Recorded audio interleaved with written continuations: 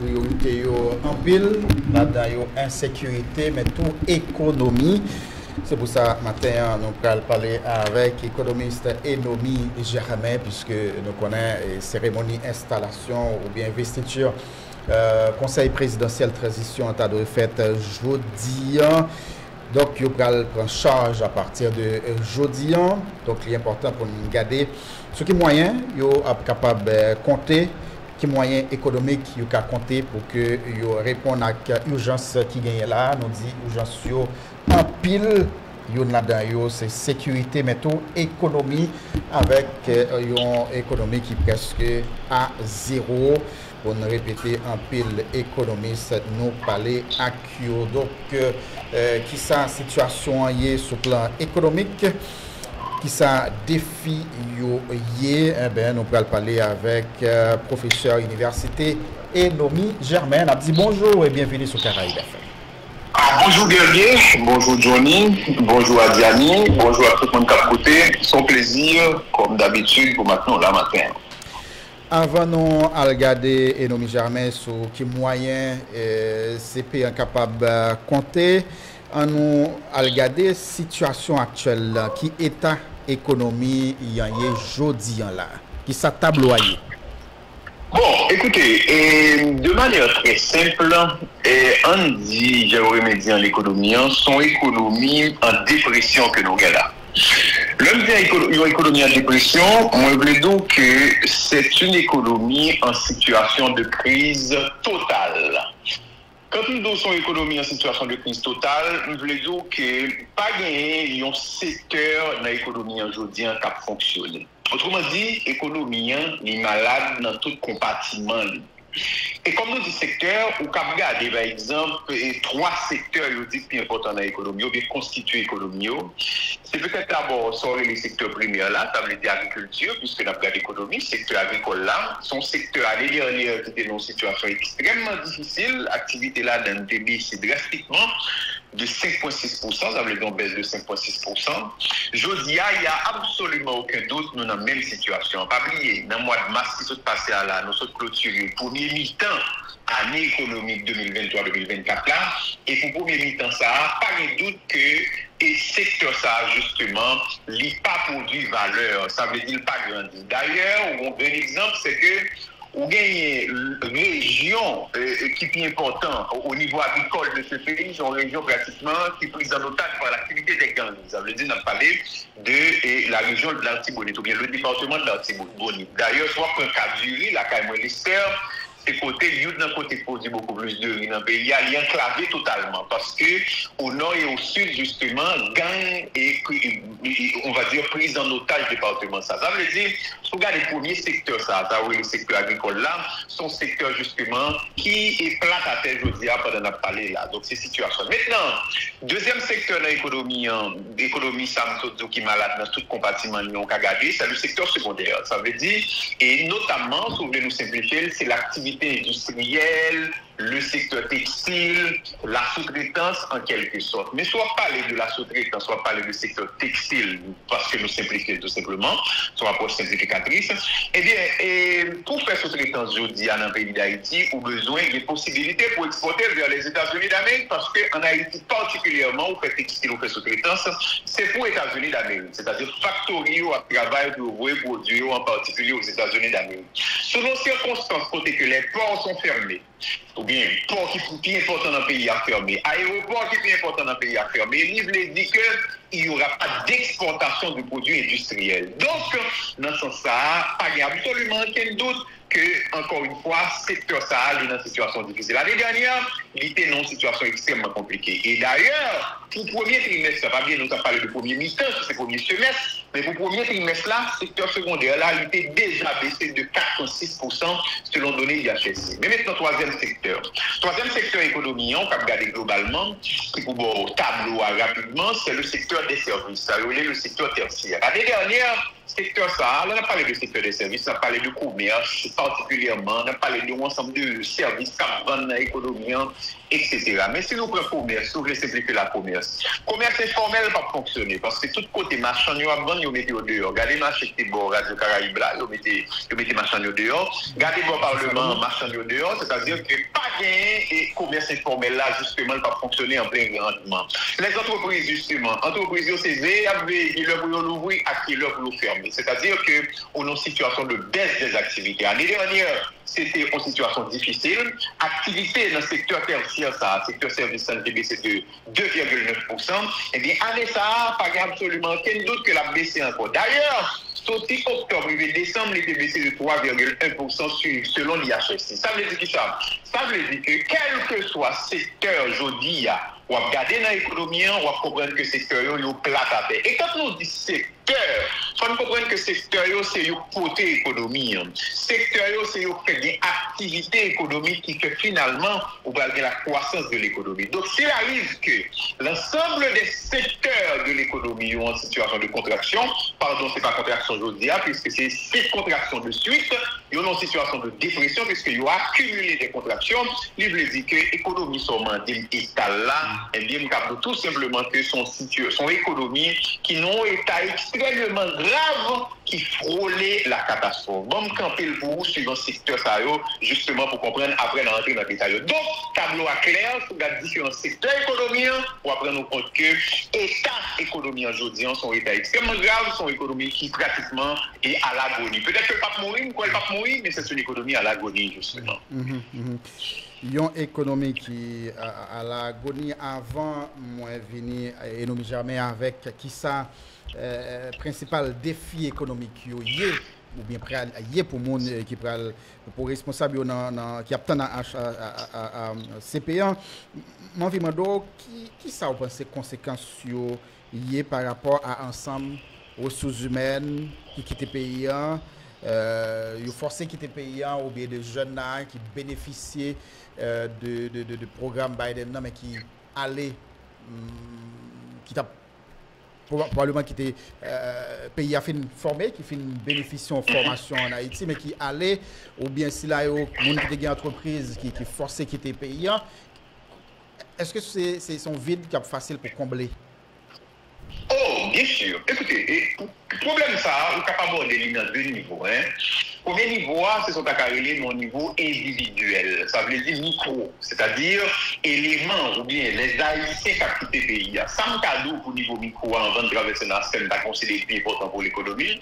Au niveau micro, et il faut le dire malheureusement, c'est une bonne chose. Parce que, au fait, ou non situation côté que l'individu a rendu compte que pas de possibilité pour réaliser tête là, c'est un pays, je dis à qu'il n'offre pas d'opportunité et troisièmement, son pays dans lequel il a mouru à tout instant. D'ailleurs, si on regarde les statistiques, monde qui mourit, sous monde qui mourit en Haïti, sorti janvier aujourd'hui, on va prendre compte que, évidemment, le taux de mortalité à cause des activités des gangs est extrêmement élevé. Donc, probabilité pour un individu mourir en Haïti est extrêmement élevé. Donc, s'il est extrêmement élevé, pas d'opportunité, pas de possibilité pour réaliser tout comme individu, eh bien, rationalité oblige l'individu à pas de l'autre choix que le fait justement, que quitter le pays ça pour la vivre dans l'autre pays. Donc, nous voulons dire que sur le plan individuel, pour quelques individus qui sont dans une situation ça, là, ou bien majorité de gens qui vivent dans le pays, eh bien, son situation, en tout cas, son décision est soulevée qui est extrêmement importante. C'est-à-dire, vous voulez préserver tête ou aller. Donc, sur le plan individuel, pas de doute, individu n'a pas senti bien dans le pays d'Haïti, individu a des opportunités pour le passer, il passe. Mais maintenant, sur le plan macro, c'est-à-dire lorsqu'on va regarder du point de vue pays. Du point de vue pays, sont véritables catastrophes pour plusieurs raisons. Première raison, on va commencer à évoquer là, c'est que l'économie haïtienne, donc Haïti trouvé dans une situation côté que la financer les États-Unis, la financer le reste du monde. Ça veut dire que Haïti dépenser pour que les formations ou ensemble de monde qui est extrêmement important dans l'économie, des médecins, des ingénieurs, des avocats, des économistes, des gestionnaires, etc. Regardez combien de fois qui dépensent pour chaque année pour être formé. Mais finalement, qu'est-ce que Haïti fait? Haïti dit qu'il n'a pas besoin encore. consécutive de croissance négative. C'est-à-dire, les 5 dernières années, dans toute histoire, dans tout le monde là, c'est uniquement Haïti, justement, qui sont dans cette situation. Ça 1, 2, 3, 4, 5 côté que la perdu richesse et d'ailleurs le CP perdu richesse encore. Donc, c'est une situation grave. Il faut que le CP ait la capacité de stabiliser cette situation. Donc, premier défi, c'est ça. Deuxième défi, justement, c'est que les Haïtiens ont faim. Les Haïtiens ont soif. Les Haïtiens y a mouru dans une situation d'insécurité alimentaire. Moi, dis-nous déjà, je vous dis à là, les bousseaux qui dans la radio Caraïbe, la côte là, chaque Haïtien rencontré dans la Orient, en moyenne, yon là dans yo, approuvé par la faim. C'est-à-dire, mon yo grand goût. C'est vrai que gagner des institutions, organisations internationales pour le programme alimentaire mondial, financé par USAID, financé par un ensemble d'institutions, quand l'inflation, il y a pas d'inflation. Les plats chauds, ça, pratiquement, c'est au bas le matin ou bien au bas l'après-midi, etc. C'est bon. Mais cependant, il faut des activités qui vous permettent de dégager des revenus pour que vous puissiez manger. Parce qu'on ne peut pas arrêter dans ça sur le long terme, c'est-à-dire l'assistanat, on ne peut pas arrêter là-dedans. Donc, deuxième défi, c'est comment nous des moyens à l'aide des activités à forte intensité de main-d'œuvre pour que nous ayons pour que nous puissions manger. Donc, deuxième défi, c'est le défi de la faim. Son défi de l'insécurité alimentaire qui vient dans le pays. Troisième défi, c'est le défi de rouvrir la porte des entreprises. Ouais, me dire rouvrir. Comment ouvrir encore porte d'entreprise? Il n'est pas normal pour nos pays, côté que toute entreprise obligée à fermer parce que tout simplement conditions pas réunies. C'est les entreprises qui font des croissances, c'est les entreprises qui pour bailler mon travail, qui pour faire mon réaliser la vie, c'est les entreprises qui pour créer une véritable dynamique. Pourquoi pas faire relance de l'économie en dehors des entreprises? Que pour aider les gens pour bailler au moyen, les gens qui comprennent mais il faut acheter. Pour acheter, qui doit besoin de avoir acheté, c'est à l'intérieur des entreprises. Je dis, il y a une nécessité urgente de rouvrir la porte des entreprises. Il n'y a pas qu'à nos économies de marché, c'est la donne pour que pour que bon ensemble de produits qui en manque sur le marché, pour que la dynamique économique là, cassée à ce niveau. Aujourd'hui, il faut rouvrir la porte des entreprises, sont leurs défis captant CPA. Si CPA va ouvrir porte d'entreprise, si l'entreprise va l'ouvrir, eh bien tout simplement, c'est Jean-Yves Johnny Ferdi dans ce douli là, c'est pratiquement et on Ariel Henry en 9 personnes. C'est-à-dire que ça, ce sera un Ariel Henry en 9 personnes. C'est-à-dire 9 personnes qui sont dans place Ariel Henry qui va donner le résultat. C'est le quatrième défi pour avancer. C'est le défi justement de la stabilisation des prix. Je dis à plus trop élevé dans l'économie. Inflation, la érodé beaucoup trop important, sur un rythme beaucoup trop important, le pouvoir d'achat déjà limité des Haïtiens. Nous avons une inflation de 23%. C'est le troisième pays dans tout le continent américain, je dis qui a une inflation plus élevée après le Suriname, après l'Argentine. Ça veut dire plus trop élevé. Haïti, c'est un pays cher. Haïti trop cher, bagaille trop cher dans le pays. Mon pays, côté que les salaires sont faibles, ou pas gagner bagaille cher comme ça. Il faut justement stabiliser les prix dans l'économie. Donc pour moi, il y a un quatrième défi qui est le défi de la stabilisation des prix. Bon, camper à coup sous 4 défis qui sont importants. Ça. Pas oublier, non? Encore une fois, nous va demander en économie, une thérapie de choc dans les CP. Maintenant, une thérapie de choc, côté que le CP va faire un miracle économique, etc. Je ne demande pas ça, parce que tout simplement, je sais que ça se réalise sur le long terme. Mais au moins, il faut stabiliser la conjoncture en passant par les 4 éléments que je viens d'évoquer derrière ce seul. Très bien. Et bon, moi, ok, avant Adzani poser question et bon demander ça parce que c'est son citoyen qui demande économiste là pour les qui ça qui expliquer malgré état économique taux d'échange là presque été même mois et ceci pendant plusieurs mois. C'est une belle question d'actualité. Pro Equality sur ça, et on peut sur les réseaux sociaux pour Equality.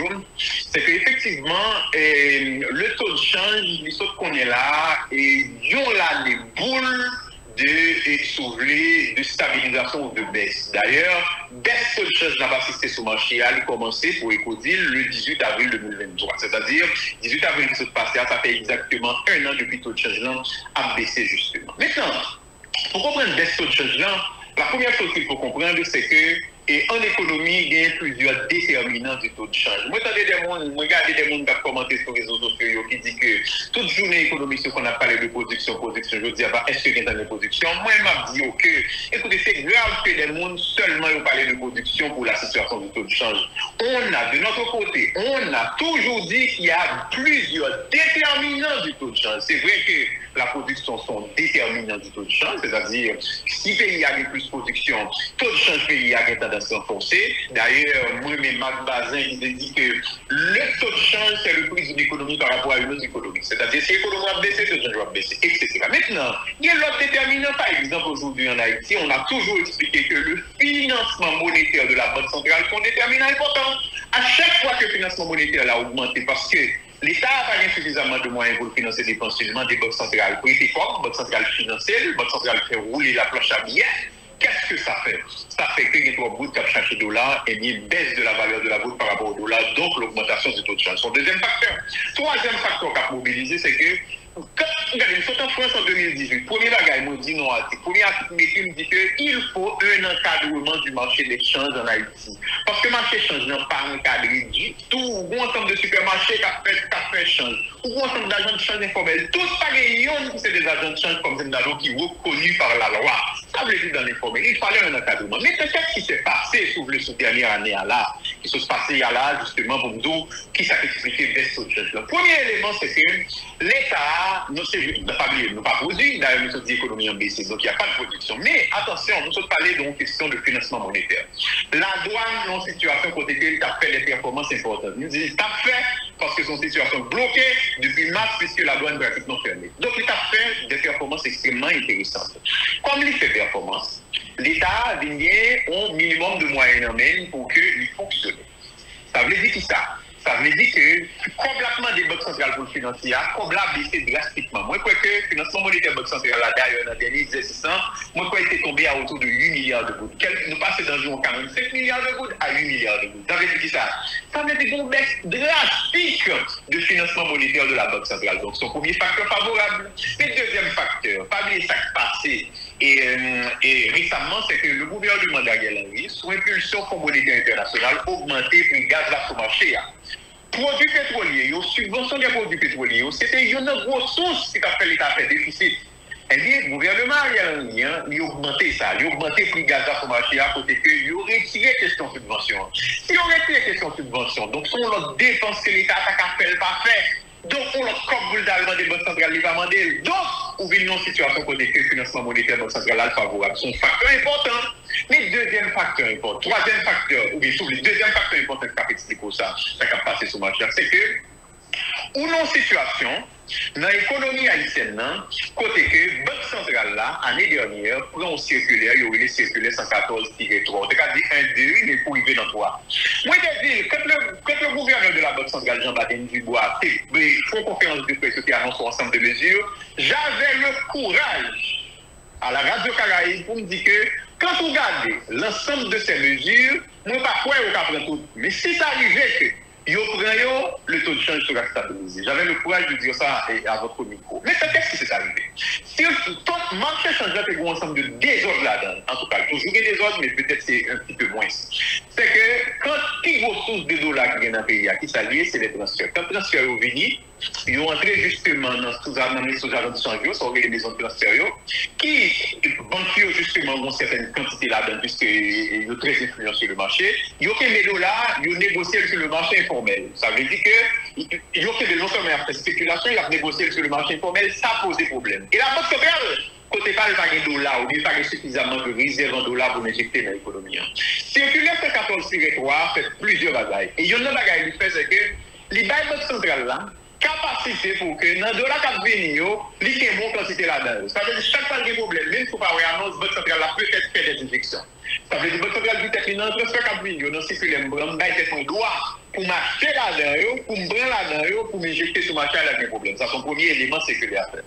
Deuxième bagage séculaire à faire, c'est que distribuer dollars avec évidemment une préséance pour les banques commerciales. Ça veut dire que les dollars gagnants, les banques commerciales vont partir cette fois-ci clairement définies, ou bien les maisons de transfert qui vont partir minimes, moi je comprends la situation parce que eux-mêmes, ils ont fait comme d'ailleurs pas content, ils ont fait comme justement sur par sous-transfert, Banque centrale la compte. Ça veut dire qui ça? Ça veut dire que le dollar qui vient les plus ou moins contrôlé. Pas bien des eaux. Le MAPEN tout en force, moi, dit qu'il faut justement un meilleur encadrement du marché de change. Donc, circulaire ça, qui sont mesures institutionnelles, pas bien, sont adeptes de l'économie institutionnelle. Je crois que circulaire ça, il a un résultat plus ou moins favorable. Et troisième et dernier élément que mentionné justement qui expliquait la situation de change, c'est que comme on baisse des activités au niveau local, c'est ça, c'est une situation paradoxale, de paradoxe. Comme on voit une situation côté que l'activité a baissé, pas d'importation pratiquement, etc. Une quantité de monde qui a plein de dollars pour y aller serrer, pour y aller acheter à l'extérieur, on ça augmenter de moins en moins de dollars. Parce que tout simplement, si vous n'avez pas importer, vous n'avez pas de produit sur le marché. Moi, je suis un qui met tabac pour moi manger piment, mon goût d'Haïti, par exemple, pas de piment dans quelle marque qui existe dans Port-au-Prince. Ça veut dire que ça, vous n'avez pas de produit qu'on importe à dollars ou pas venir. Donc, on baisse sur la demande de dollars en quelque sorte. Voilà un troisième élément qui a expliqué ça. Donc, je voulais dire que ce n'est pas production déjà gagnée dans l'économie. Si je dis vague production, mais mesdames, messieurs, il y a plusieurs déterminants du taux de change. Regardez, dans n'importe quelle production à l'économie, il y a les déterminants du taux de change. Encore une fois, tout le monde qui commente, qui interpelle, etc. Il n'y a pas que la production qui détermine le taux de change dans un pays, encore moins en Haïti. Économiste, par rapport avec tout le grand défi que vous étalez là, qui est nous capable d'encourager l'innovation et la diversification sur l'économie pour réduire la dépendance sur le secteur vulnérable et puis encourager la croissance économique qui est plus résistant à l'avenir? Comment nous sommes capables d'encourager la croissance économique qui est plus résistant, de manière plus résistante à l'avenir? Non, c'est une question de long terme, justement. C'est une question structurelle. Écoutez, pour faire croissance économique, il y a des secteurs qui portent la croissance des économies. C'est-à-dire que dans toute économie, il y a des secteurs. Mais pas oublier, avant des secteurs, je pense que c'est avoir des problèmes ça à la fin, il faut un environnement justement capable de supporter l'activité économique. Il faut un environnement qui facilite la tenue des activités économiques. Il se trouve que dans un pays, je ne dis pas qu'il y a un environnement. Maintenant, sur un environnement, on fait l'hypothèse sur un environnement favorable. Ce bon environnement favorable, ce que je crois, c'est que l'économie a pour bâtir construire. La première chose, maintenant, elle ne doit pas résilient. C'est-à-dire que les soutenables à l'avenir. Pour le soutenable à l'avenir, il faut des secteurs stratégiques qu'on définit. Et il y a un secteur là-dedans en Haïti, moi, quoi justement, c'est que, et aujourd'hui, pour moi-même, il faut et continuer à encourager la sous-traitance. Il faut continuer à encourager. Il ne faut pas parler de croissance, mais c'est le premier élément à ce niveau. Il faut continuer à encourager la sous-traitance parce que la sous-traitance, là, la base en dynamique économique. D'ailleurs, Haïti, bon avantage de la loi, la loi. Nous, d'accord, par exemple, il va leur ajouter pour la sous-traitance, mais l'ordre économique, tout le monde ne va pas contre lui. L'ordre économique, tout le monde ne va pas performant, pas sophistiqué, la sous-traitance, c'est une opportunité. Moi, je ne vais pas oublier l'agriculture, tout, mais pas seulement l'agriculture au niveau primaire. Mais maintenant, des secteurs comme la construction, de routes par exemple. Ouais, la construction, c'est un secteur porteur de la croissance, quel que soit côté dans le monde. Mon député au XVIIIe siècle, un député français, il a dit que quand le bâtiment va, tout va. Ça veut dire que on va construire bâtiment, on va construire route, etc. Ouais, quand on dit ça dans l'économie de manière pérenne, la croissance pendant toute période, ça a la positive. Parce que le bâtiment, les généré un ensemble d'activités à côté. C'est un troisième élément. Et le quatrième élément, pas un jour qui a fait croissance soutenable, c'est justement par un main-d'œuvre qui est extrêmement qualifié. Donc on est dans le capital humain. Ça veut dire qu'on a un ensemble de formations, un ensemble de savoir-faire, nous créer dans l'économie, nous pouvons nous spécialiser dans l'économie, nous maîtriser l'activité dans l'économie et nous chita qui sont croissance. Ça veut dire qu'il faut un capital humain qui est capable de créer valeur pour tête, qui est capable de créer valeur pour l'économie. Sans ne pas oublier la question de la technologie. Parce qu'aujourd'hui, la technologie les rend plus performants, les rend plus productifs, d'ailleurs, où ensemble de pays-là, qui a fait des bons extrêmement importants, sur ça, sur la technologie. Parce que la technologie, elle dégage des valeurs ajoutées extrêmement importantes. Donc, pour question structurelle, ça, il faut mettre en place un ensemble de piliers extrêmement importants pour que l'économie fonctionne. Je ne vais pas parler de piliers, je vais parler de pièces catégories. Moi, je parle de catégories, moi, j'ai des capacités pour apprendre, pour mettre l'école, ou performer l'éducation, de valeur adéliante. Deuxièmement, un ensemble de monde, justement, qui joue de fait analphabétisation, c'est vrai, oui, mais il est difficile, justement, pour qu'on insère dans des secteurs compétitifs qui s'agagnent dans l'économie. C'est pour ça, la sous-traitance, c'est important. L'agriculture, c'est parce que tout simplement aujourd'hui, Haïti, c'est un pays agricole, non? C'est pas parce que l'agriculture a une valeur ajoutée, non? Mais aujourd'hui, Haïti, il est difficile justement de faire l'économie dans le monde si l'État ne prend pas sa part de risque de l'agriculture. Donc pour moi-même, un ensemble de piliers importants sur lesquels il faut asseoir la croissance et sans pas oublier tout ça va encadré par un élément de stabilité. Si pas un environnement stable à dire, problème qui va gagner, ou pas gagner investissement privé. Dans nos situations côté investissement privé à craser, on a désinvesti dans l'économie pour aller investir en République dominicaine, on a désinvesti dans l'économie pour aller vivre aux États-Unis comme citoyen régulier, ou dans situation côté que les investissements directs étrangers ils ont baissé d'environ 94% sorti 2017 et 2023. Ça a pas une stabilité sur le long terme. Non, tu ne peux pas avoir une économie qui croît sur le long terme. Tu ne peux pas avoir ce qu'on appelle la croissance soutenue de l'économie indienne. Alors, avant nous pose drapeau très rapidement et nous jamais, est-ce que lutte contre la corruption dans l'administration publique là, pas t'adouer un défi?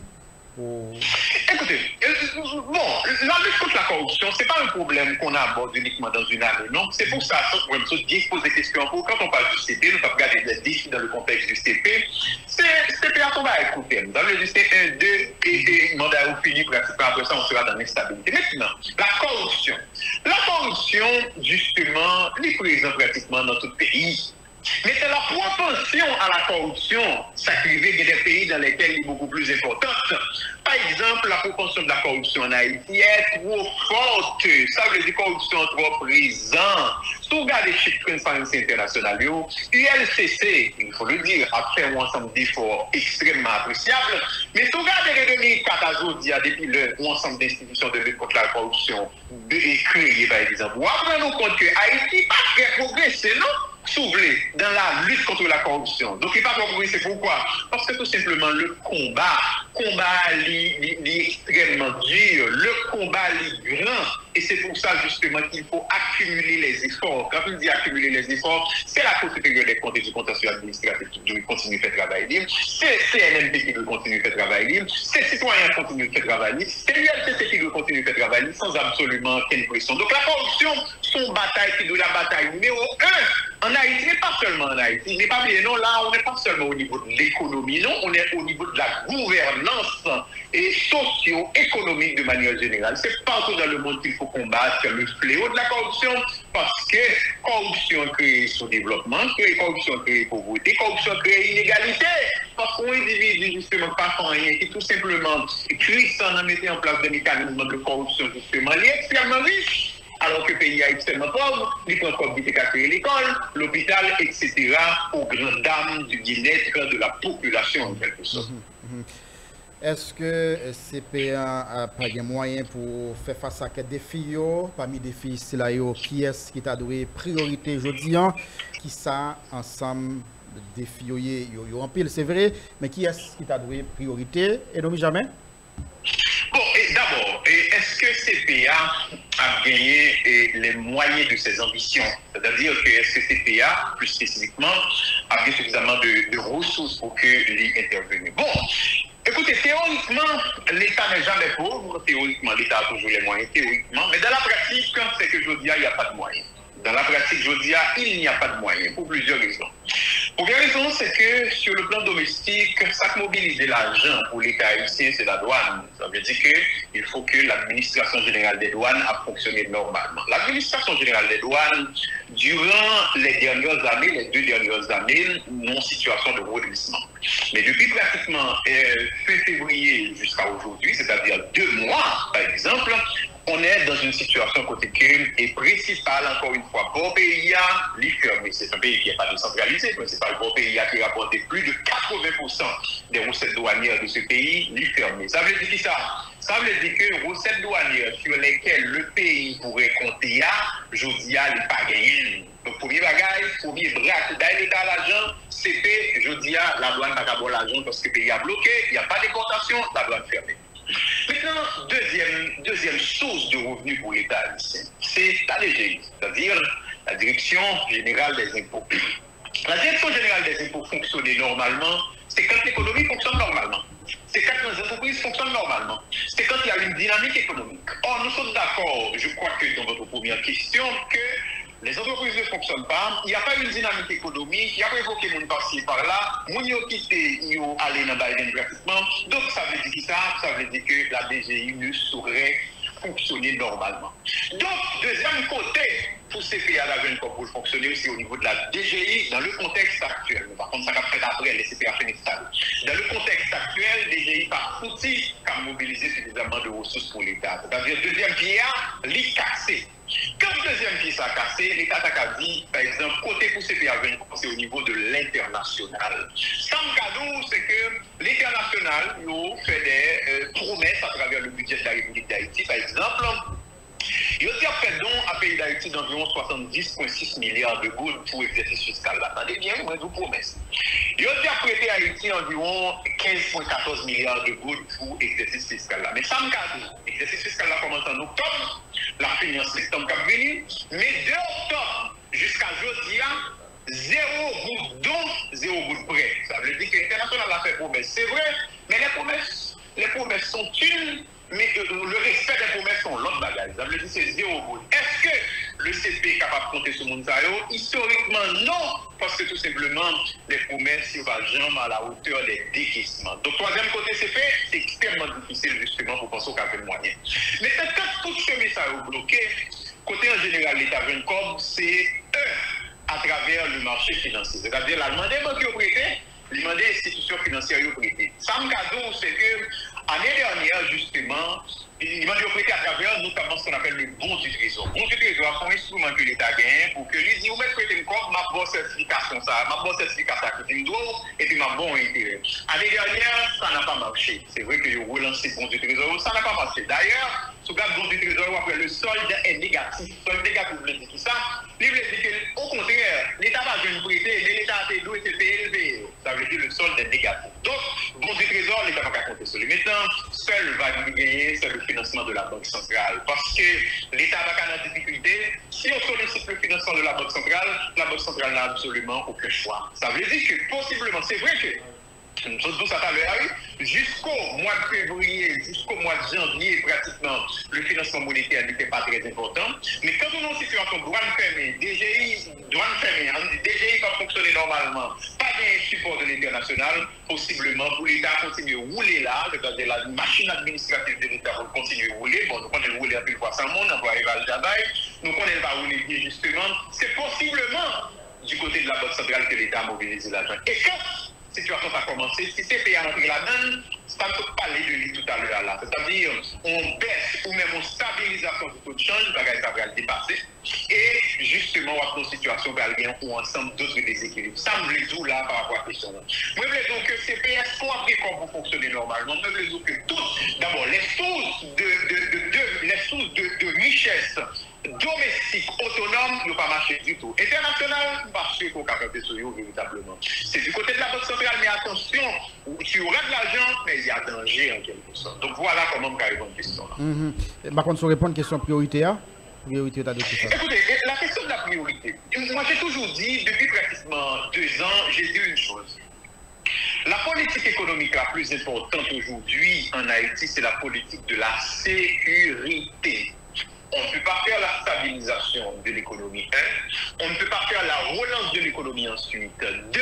Sans la sécurité. La politique économique la plus importante, c'est la sécurité. D'ailleurs, si le problème sécurité est abordé avec efficacité, côté qu'il y a la libre circulation, ça m'est arrivé finalement, c'est-à-dire la libre circulation des personnes et des marchandises, peut-être comme cela a été le cas dans les années 2016-2017, c'est-à-dire on peut dire le bon vieux temps, eh bien, si nous avons ça, on ensemble d'activités à reprendre pour continuer pratiquement. C'est-à-dire qu'on n'aura pas besoin de grandes interventions dans l'économie, pour tout au moins, activités reprendre, croissance a commencé à quitter la zone rouge pour que finalement on allons croissance plus ou moins vers clair, côté que croissance là n'a pas approché de 0, peut-être de 1% en quelque sorte. Donc la politique économique la plus importante, tout le monde dit, c'est la politique de la sécurité. Pourquoi Haïti, à la fin de l'année 2023, avait fait une enquête justement que l'on appelle baromètre économique et financier. Baromètre là, 78% de monde là dit que c'est sécurité qui doit être priorité. Et mon dit que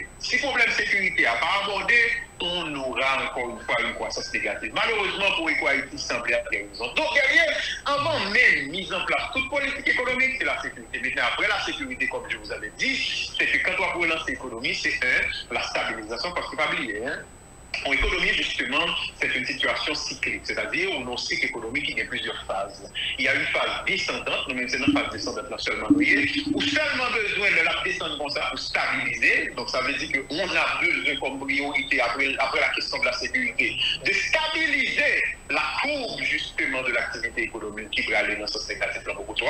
C'est-à-dire stabiliser, et après la stabilisation justement, il faut penser à la relance, c'est-à-dire que l'activité économique est relancée. Donc, si vous voulez, ça, à trois têtes ça, à la base justement la question de la sécurité qui constitue la pierre angulaire, c'est pas abordé, on ne peut pas parler de la relance de l'économie, on ne peut pas parler de la stabilisation de l'économie.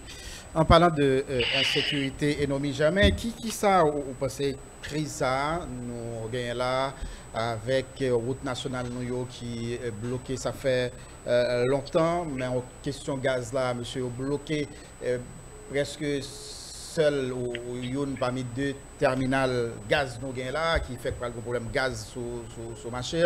Chodecosa qui c'est un espace qui gagne un pile produit, mon manger bloqué avec nèg examio.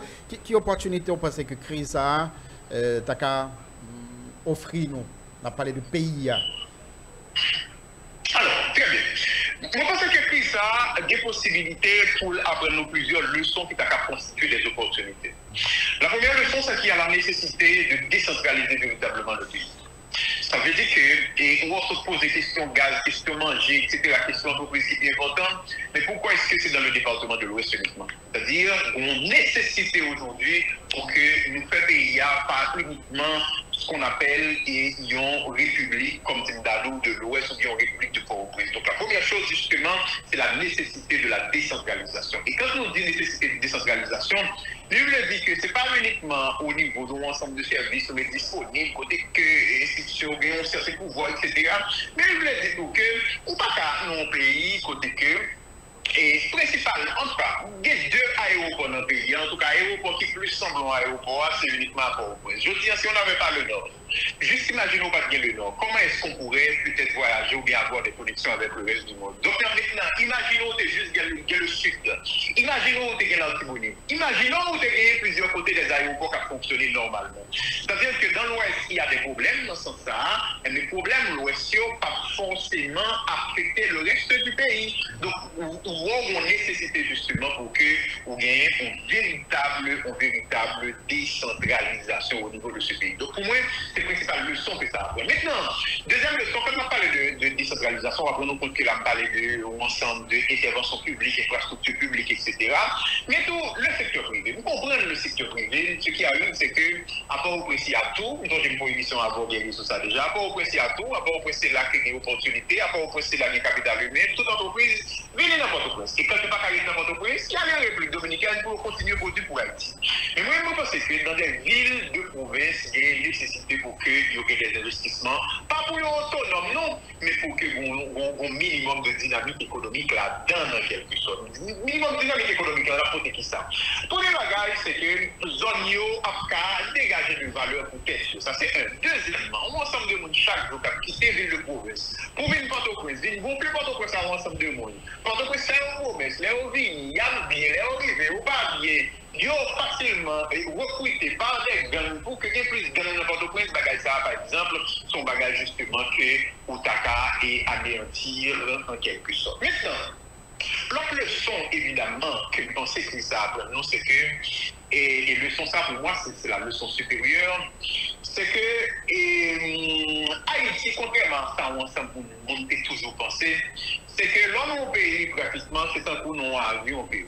Oui, qu'on a classe économique, qu'on a first class justement, pour comprendre que nous avions. Les aéroports bloqués, par exemple, quel monde qui a voyagé ou pas qu'à voyager tout. Donc il fallait attendre près de mois pour que justement dépenser quelques 15 000 $ américains pour hélicoptère pour aller en République dominicaine.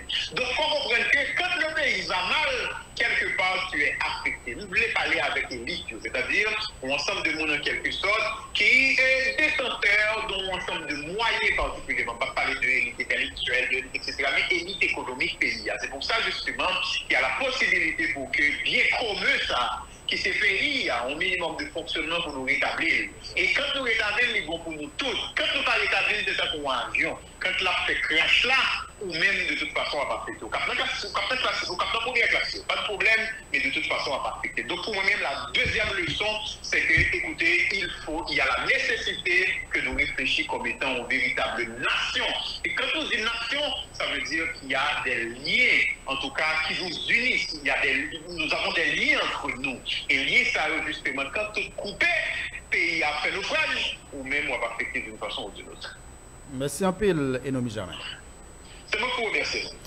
Voilà, économiste Enomi Germain, professeur à l'université, était en direct avec nous matin comme invité.